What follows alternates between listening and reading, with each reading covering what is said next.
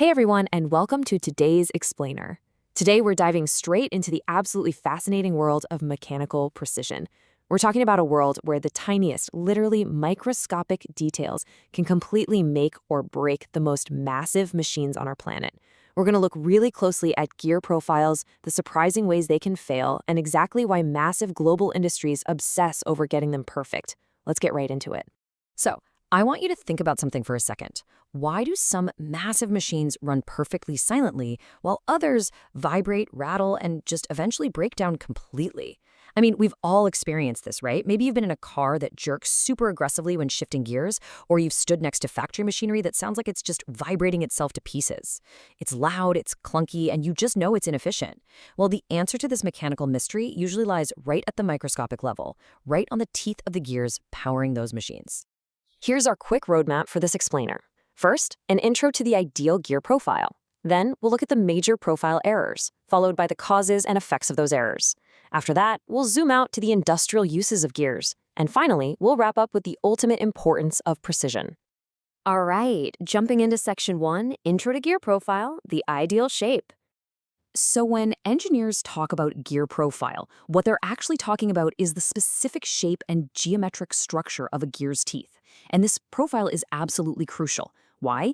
Because it completely dictates how two gears mesh together, how they transfer motion, and how they handle physical force. Now, the absolute gold standard in engineering, the holy grail, if you will, is called the involute profile. This is the ideal shape. When a gear perfectly matches this involute carve, it achieves pure mechanical harmony. It transfers energy super efficiently, and best of all, it guarantees a smooth, completely noise-free operation. This is the ultimate ideal state we are always striving for in machine design. Moving on to section 2, major profile errors, the microscopic villains. Okay, so the most direct issue you'll run into is simply known as a profile error. This happens when the actual real-world shape of the gear tooth deviates from that perfect ideal involute curve we just talked about. And we are talking tiny deviations here. But even a fraction of a millimeter of deviation means the gears just won't mesh smoothly anymore. Instead, you get uneven contact, the teeth literally clash against each other. And that clash generates noise, it causes intense vibration, and it rapidly leads to destructive wear and tear. This exact error is exactly why CNC machining operations pay such incredibly close, microscopic attention during the cutting phase. Next up, we have what's called a run-out error. This happens when a gear's center shifts while it's actively rotating. So instead of spinning perfectly on its axis like it's supposed to, the gear actually starts to wobble. It's kind of like a bicycle wheel that's been bent out of shape, you know? This wobbling is usually caused by bad mounting or uneven shafts during the assembly process. And the result? You guessed it, those intense machine vibrations and uneven contact points that we absolutely want to avoid. This specific error is just incredibly critical to prevent in places like automobile gear systems. A wobbling gear there can completely ruin your entire driving experience. Now, here is where things get really interesting, because sometimes an error isn't actually an accident at all. Let's talk about backlash error. This refers to the extra empty clearance space between two meshing gears. Usually, this is a bad thing. Unwanted backlash means the gears have way too much room, which gives you low precision, loose, and super noisy movement. But surprisingly, engineers will actually sometimes add backlash intentionally. Yeah, they deliberately design in a bit of extra clearance to compensate for thermal expansion, because remember, metal expands when it gets hot, or to allow for really specific compensation movements in highly complex CNC machines. Pretty cool, right? But wow, the list of these microscopic villains definitely doesn't stop there. We've also got pitch error, which is where the distance between the teeth is inconsistent. That causes the machine to jerk aggressively. Then there's tooth thickness error, where the width of the teeth is just off, leading to bad fitment and, worst case, total breakage. We also have lead error. This happens in helical gears when the angle is cut wrong, creating really dangerous, uneven load distributions. And finally, concentricity error, which is when the gear and shaft centers are misaligned, massively speeding up wear and tear. The big takeaway here, whether it's from a tiny indexing mistake or a slight tool offset, every single one of these microscopic flaws translates directly into massive jerks, terrible noise, and ultimately, failing machines. Let's move into section 3, causes and effects, the origins of gear chaos. So you're probably wondering, where does all this chaos actually come from? Well, the root causes almost always happen right there on the manufacturing floor. It can honestly be as simple as using an incorrect cutting tool or making a really slight mathematical mistake in the machine settings. Sometimes it's literally just general wear and tear. I mean, a dull cutting tool simply cannot create a perfect involute curve. Poor mounting, bad alignment during assembly, or just rushed machining where they skip the proper polishing step, all of these things breed those destructive microscopic deviations we've been talking about. To really visualize the impact of this bad manufacturing, let's contrast the perfect, ideal involute profile with what we call a surface finish error. Now, the ideal profile is perfectly smooth. It allows for seamless, highly efficient energy transfer. But a surface finish error, that means the gear's surface was left rough and unpolished. Imagine rubbing two pieces of really coarse sandpaper together. That rough surface creates severe friction. It actively fights against the machine's movement, which results in major energy loss and excessive, damaging heat.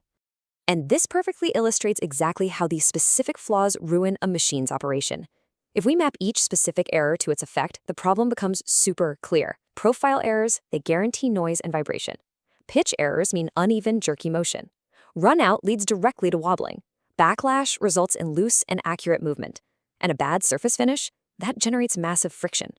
You see, these aren't just abstract textbook engineering concepts. They are the exact, literal reasons your machinery is breaking down on the floor. All right, zooming back out, let's hit Section 4, Industrial Uses, and their macroscopic impact. Mastering the gear profile isn't just an academic exercise. It is totally foundational to our modern world. Let's look at the scale of this. Step 1, machine tools.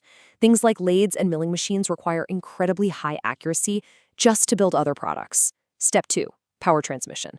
Massive industries depend on perfect gears so that huge industrial gearboxes and massive factory conveyor systems don't just grind to a screeching halt.